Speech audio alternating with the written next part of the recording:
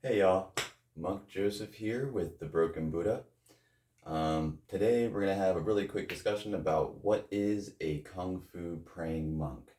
Well, first off, this guy, but I'll take it to a serious note. In Kung Fu, you have fighting monks and praying monks in the original construct of what the Shaolin Temple was, right?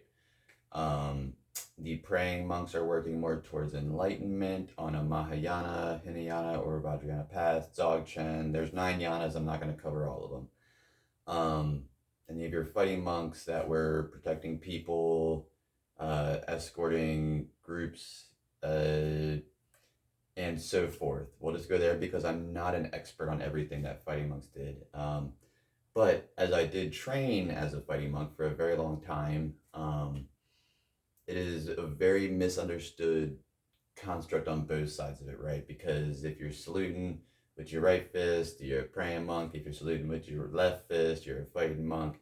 And these things actually mean something when you're passing people in the within the community or circles. Um, yeah, and typically, a praying monk is not accepting challenge matches. Fighting monk doesn't necessarily care about enlightenment, but they both know a lot about these things, right? So I'm a praying monk, which means I know what most would consider everything about the path of the praying monk, being typically based on mine is based on the original founders of the Shaolin Temple, being Batuo and Damo, or Bodhidharma, as Bodhidharma as some people know him. I just refer to him in my mind as Damo. He's the blue-eyed barbarian. He's our second abbot. And then after that is Huguenot and so forth. But personally, I took on trying to understand what they were preserving within Batuo and Dhamma, like what they were bringing from India, like what they were trying to share, what the core of it all was, which I found within Dzogchen. So I made a choice actively to become, or to, it wasn't really a choice. It was half a choice, half of like, and what's the word? Like half of a omen, half of a choice, because I had one of the esoterically spoken of experiences in meditation that you reach for, that you would try to master or accomplish in a lifetime. So the fact that I know I'm one of the few people who accomplished that, which I'm not going to get into, I took that as, not only a sign, but like a straight up command to become a praying monk, or to convert to more of a praying monk, which I would argue that I've been a praying monk the whole time and I just wasn't aware. I would easily take that route. But anyway, since I had this experience around the same time that I thought I broke what I would call my invincible hand, um, I just made a choice, my invincible, and it's actually gotten much stronger. It's way more devastating than before, so it's not the point. The point is, I had a busted hand in these praying monk experiences, and I was just like, take a clear sign when you see one. You don't gotta be something you're not. So I absorbed a lot of fighting monk information. Um, I being a praying monk also means, I'm not going to accept a challenge match. I'm not going to, if you do attack me, I might let you beat me up for a little bit for reasons I'm also not going to explain, because it's a praying monk thing. There's, of course, a line to this. And I'm not saying that if you attack me, I'm going to do nothing and you can just beat me up. I'm saying that if you attack me, I'm going to try not to do anything. If you catch me off guard, I still have been training, the million ways to kill a man that every fighting monk has. And it's not about that. I am making fun. So yeah, so there's that. And then, the fighting monks to this day, if you fancy yourself a fighting monk, you do accept challenge matches. And that's not, in my opinion, again, I'm not speaking as a fighting monk or for fighting monks, but in my opinion, that's never what it was about. You're talking about quoons and schools trying to maintain their livelihood and money. You're not talking about, you know, the temple that was protecting the government and the people, like fighting each other to the death. I'm sure that they fought each other and challenged each other, but there were rules and stuff, so it's not like a legit, you know, it's not a legit challenge match if you're sparring somebody. Sorry. Sparring is not challenge matching. Sparring is not a street fight. All right. So, yeah, that pretty much covers that.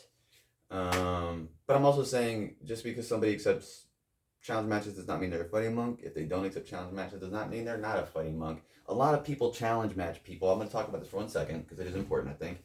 A lot of people challenge people out of convenience. Here's somebody who says that they know a thing. If I can beat this guy, then I can go tell people that I beat a guy who knew Kung Fu.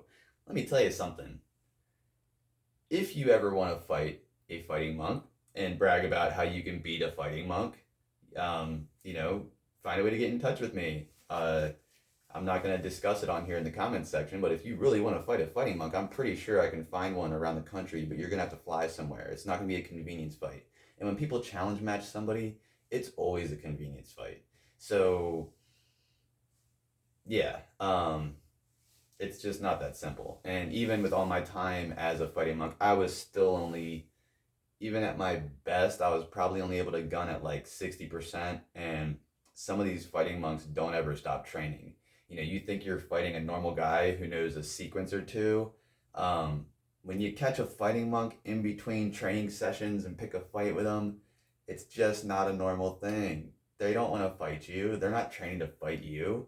And you're literally just, they're just going from like their iron limb conditioning and getting a snack on their way to, cardio or something. And you just happen to decide to take your problems out on the wrong person.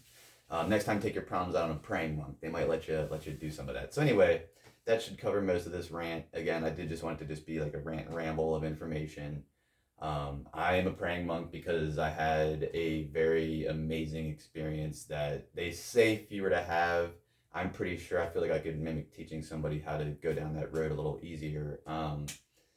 And yeah, I will spend the rest of my days hopefully walking, fundraising, building community, getting punched in the face a few times probably, like, and I will still train my fighting arts. I mean, I will always do wushu because on one side of it also, I got to mention that as a praying monk, we build a lot of chi and a lot of spiritual pressure, and wushu is a way to express it. So I'll always do my kung fu because I'll always do my fighting monk arts because I have to express chi. You don't want to have too much chi spooling around in you. That stuff can mess up your organs.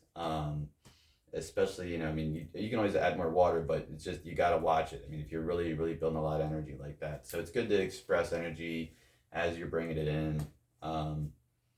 Yeah. So I'll always teach a little here and there. I can't say that I won't prioritize my fighting arts over my praying monk or meditative arts. But there you have it. That's what a praying monk is. This is what a praying monk is, and hopefully I can do the best that I can to bring to you guys what that really means on this channel. And if you ever meet me, I'll do my best to bring that to you when I meet you. And if you are one of the people who gets to experience a Qigong seminar with me or a Kung Fu seminar with me, you'll understand a little better what all this means and what I've been through to get to this point. Um, so, yep, I hope you enjoyed our little conversation about being a praying monk. Peace and blessings, and thanks for stopping by.